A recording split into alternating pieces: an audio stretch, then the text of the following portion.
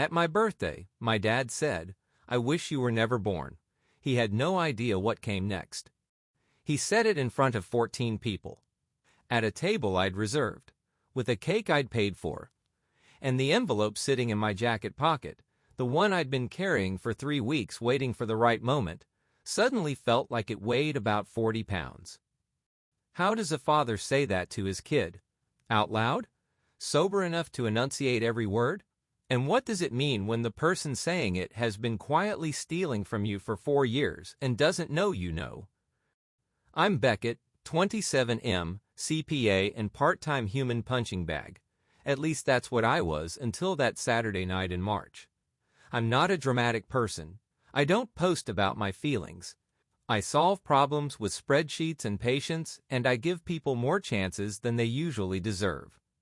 What I'm about to tell you is the story of the last chance I ever gave my father, and what happened when he used it the way he used everything else I ever gave him, without a thought for what it cost me. My father built a small accounting firm in Dayton, Ohio, over about 25 years. 4 employees, steady client base, commercial and residential tax work. Nothing spectacular but solid. The kind of business that pays mortgages and puts kids through state school and gives a man a reason to feel like he accomplished something. He named it after himself. He talked about it the way some men talk about their firstborn child, which, given how he talked about his actual firstborn child, was more revealing than he probably intended. I went into accounting because of him. That's the honest truth. I watched him work growing up, learned the language early, discovered that numbers made a particular kind of sense to me that most other things didn't. I got my CPA license at 24. He brought me into the firm at 25, gave me a salary, gave me a title, junior partner, which in a 4-person operation means you do a third of the work and a fraction of the decisions, and told me this was the beginning of something. What it was the beginning of, I didn't fully understand for another year. My dad is the kind of man who treats generosity as a transaction and control as love. He gave me the job and then used the job as leverage constantly, implied or stated directly that I should be grateful, that not everyone gets handed this, that I was lucky he believed in me. My mom has been navigating that same current for 30 years.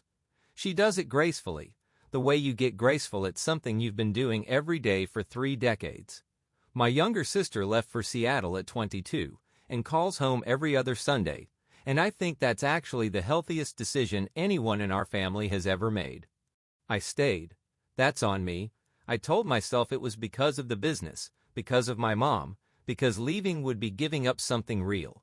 The honest version is simpler. I believed, for longer than I should have, that if I just did the work well enough and kept my head down long enough, he would eventually see me the way I needed him to. I've done the therapy to know what that was about. I'm not interested in explaining it further. What matters is that I stayed, and staying is the only reason I found out what he was doing. It started with a client file that didn't reconcile. March, about a year before my birthday. Routine quarterly review. A long-term commercial client. A small restaurant group that had been with the firm for 11 years. The numbers I had on file and the numbers in the master billing record had a gap. Not enormous. About $4,000 across 2 quarters. Small enough that it would look like clerical variance on a fast pass. Specific enough that it wasn't. I flagged it internally. Didn't say anything to my dad yet. Pulled the adjacent files. Over the next 6 weeks, working evenings and weekends on my own time, I found the same pattern in 7 other client accounts.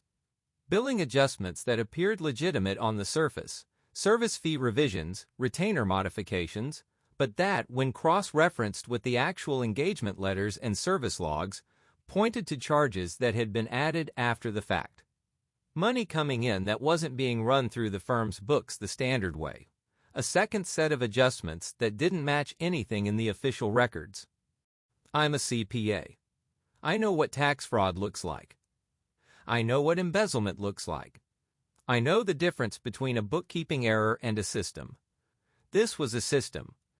My father had been running a side billing operation through the firm for at least 4 years, likely longer, but 4 years was what I could document from the files I had access to. He was overbilling select clients by amounts small enough to not trigger review, pocketing the difference, and adjusting the internal records to maintain surface-level coherence. The clients weren't comparing invoices closely enough to catch it. The books looked clean at a glance. It was the kind of fraud that only surfaces if someone does exactly what I did, sits down with the primary documents and the billing history and the bank statements and refuses to accept that variance as random. I copied everything, organized it, had it reviewed by a friend who does forensic accounting, didn't tell him whose firm it was, just asked him to look at the pattern and tell me what he saw. He called me back in 2 days. "This is billing fraud," he said. "Whoever did this has been doing it long enough to get comfortable." I sat with that for 3 weeks.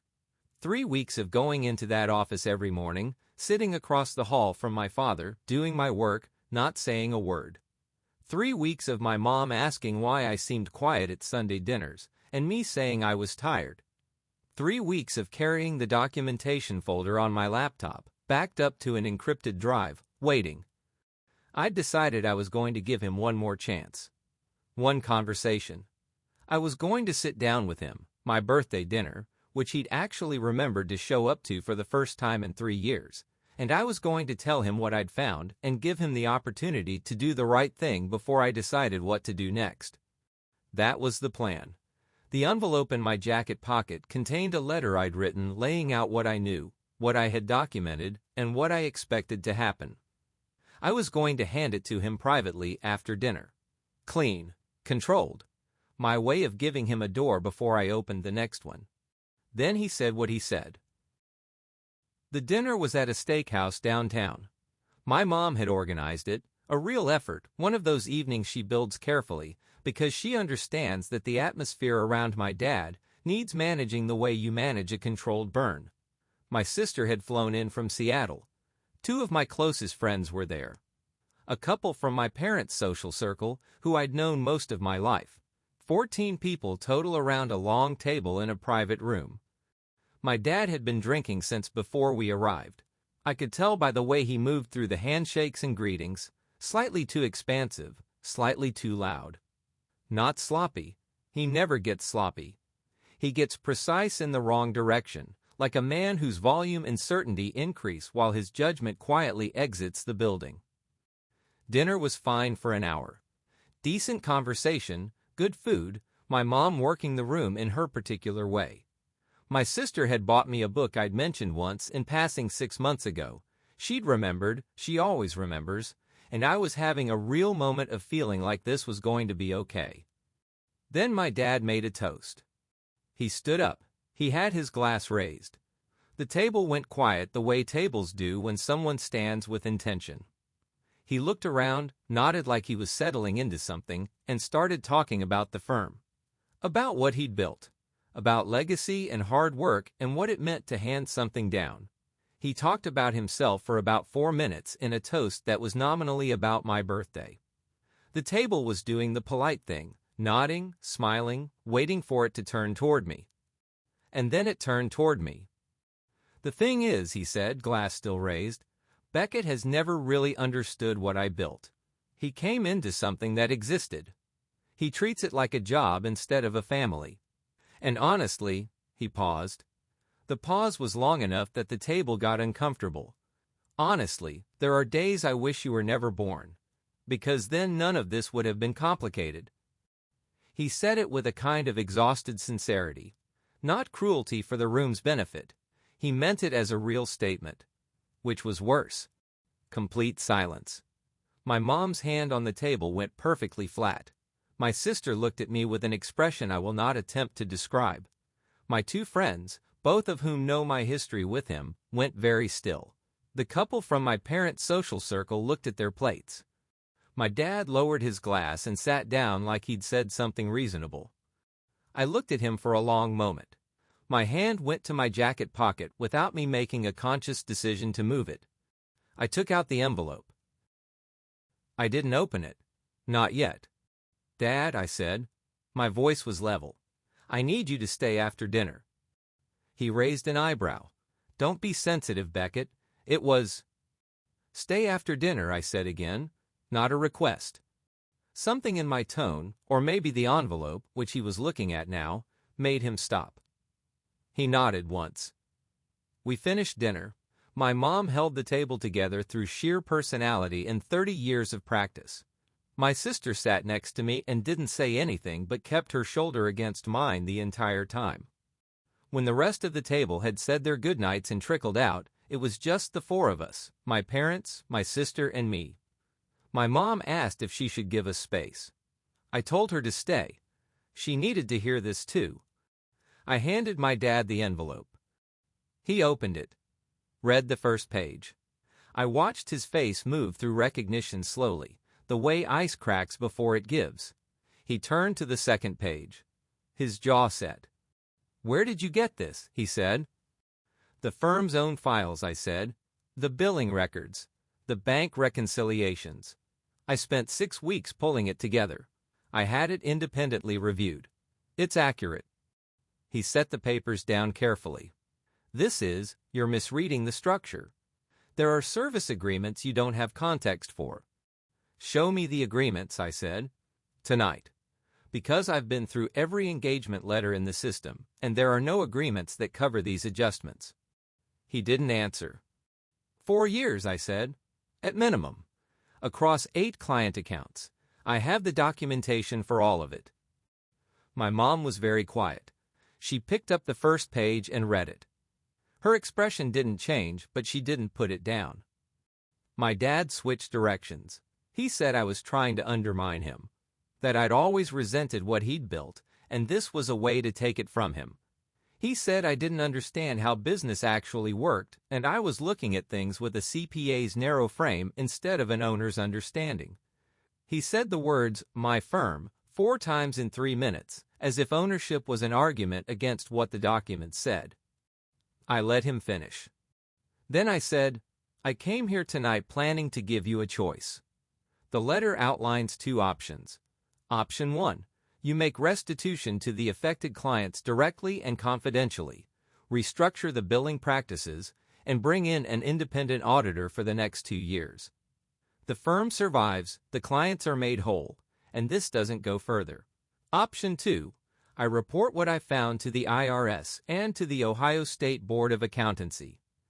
He stared at me. Because what's in that folder, I said, is tax fraud.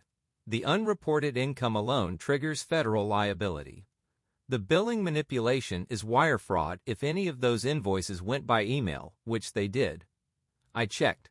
You are looking at a federal case, loss of your CPA license, and civil suits from 8 clients if the wrong person sees these files. My dad's face had gone through several colors. He landed on something flat and dangerous. You would do that to your own father. You would steal from people who trusted you for 4 years, I said, and then tell me you wish I'd never been born on my birthday. I'd say we're both finding out what we're capable of. My sister said nothing, but I saw her hand move to my mom's arm under the table. He chose option 1. Not right away. He sat there for another 45 minutes trying to find a third option that didn't exist, running through variations of the same arguments. I was wrong. I was disloyal. I didn't understand. He could explain everything. This wasn't what it looked like.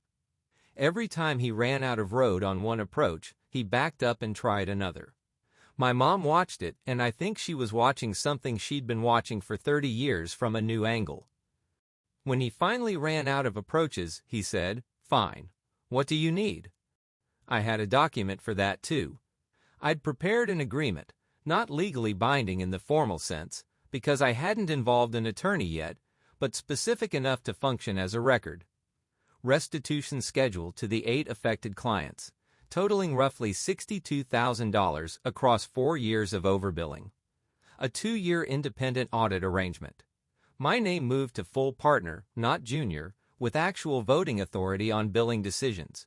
If any part of the agreement was breached, I had 60 days from the breach date to file reports without further notice. He signed it. He signed it because he didn't have a choice, and he knew it, and the knowing sat on him like something physical. I watched him write his name at the bottom of that page, and I think I finally understood, at 27.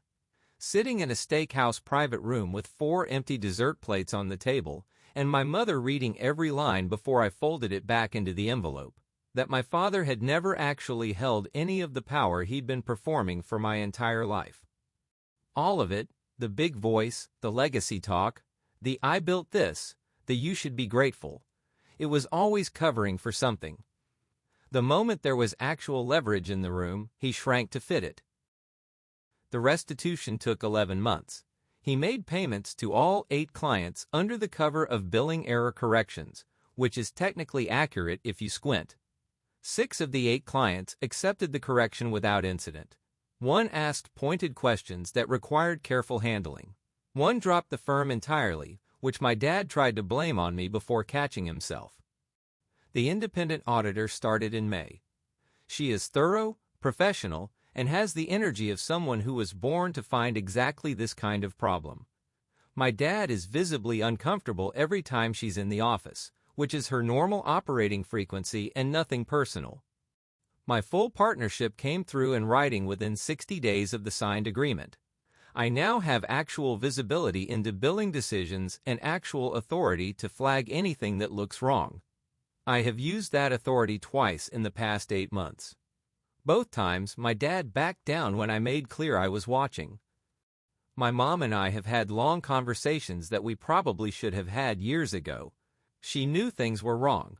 She didn't know the specifics, but she knew the shape of it, the way a person who lives with something long enough eventually learns its outline even without seeing it directly. She told me she was glad I'd handled it the way I did. She told me she'd been afraid of what I'd find if I ever started looking. My sister called from Seattle the morning after the birthday dinner. She said, "I flew out there for dinner and you served a completely different kind of meal than I expected." Then she said she was proud of me and told me to take care of myself, which is the most specific form of love she has. My dad and I are not rebuilt.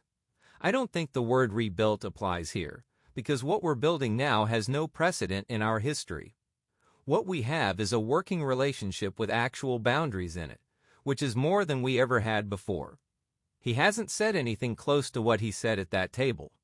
He's been quieter overall, the way people get quiet when they understand for the first time that someone in the room has real information about them. That's not warmth, but it's functional. And I'll take functional over the version of warmth that was always conditional on my compliance. The envelope is in my desk drawer at the office. Still there. I look at it sometimes, not as a reminder of the bad thing, but as a reminder that the moment I stopped waiting for his approval was the moment everything that needed to shift actually shifted. He didn't change because I convinced him to. He changed because the alternative was federal charges. But the outcome is the same, and the outcome is mine. If you read every word of that, you just survived a 4-year fraud investigation, a birthday dinner that should have come with a hazmat warning, and a steakhouse confrontation that I'm fairly confident burned more calories than the actual meal. You've earned the subscribe button. Hit it.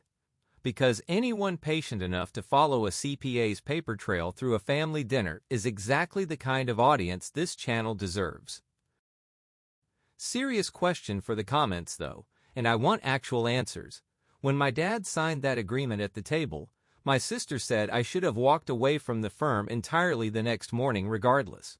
She said staying gives him the chance to reframe the whole thing as me being controlled by him instead of the other way around. And honestly, I've thought about that. A lot. What would you have done? Stay and hold the position, or take the documents and walk out for good?